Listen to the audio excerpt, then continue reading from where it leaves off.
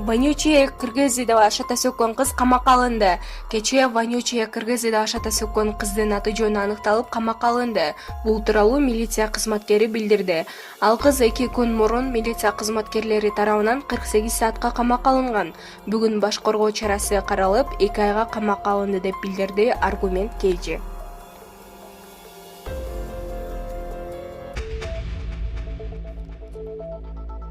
Кечээ президент Сооронбай Жээнбековго республикалык штаб тарабынан өзгөчө кырдаал жана өзгөчө абал режимине мөөнөтүн узартуу боюнча сунуш киргизилген. Кыргызстанда дагы 11 кишиден COVID-19 аныкталды. Бул тууралуу Саламаттык сактоо министринин орун басары Нурболот Дүйсөнбаев брифинг учурунда билдирди. Анын айтымында жалпы бейтаптардын саны 430га жетти. Бишкекте 8 кишиден Чүй облусунда 1, Жалал Абад облусунда 2 адамдан коронавирус чыкты. Анын 6 аял, 5 эркек киши, деди министрдин орун басары. Ал эми акыркы маалымат боюнча жалпы статистика төмөгүдөй. Жалал Абад облусунда 93, Ош облусунда 128, Ош шаарында 59, Чүй облусунда 28, Бишкек шаарында 77, Баткен облусунда 5, Нарын облусунда 34, Ысык Көл облусунда 6, булардын ичинен 230 аял, 200 эркек киши. Булак чындык KG. Республикада коронавирусту аныктаган 9 вирусологиялык лаборатория бар. Анын ичинен 3 экспресс-диагностика жүргүзөт.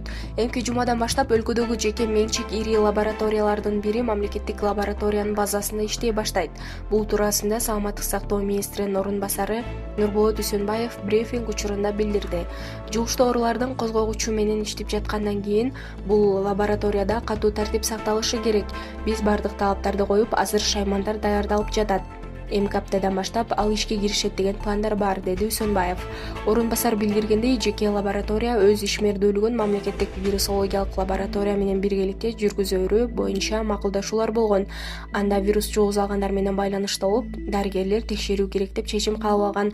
Кыргызстандыктар акысыз анализ тапшырышат. Ал эми оорулар менен байланышта болбогон, бирок жеке өзү үчүн анализ тапшырууну каалагандар акы төлөп текшерилсе болот. Белгилей кетсек, республикада коронавирусту аныктаган 9 вирусологиялык лаборатория бар. Анын ичинен 3 экспресс-диагностика жүргүзөт. Булак чындык KG. 22 жаштагы жигит каза болуп, эл чакырылбай, мал союлбай жерге берилди.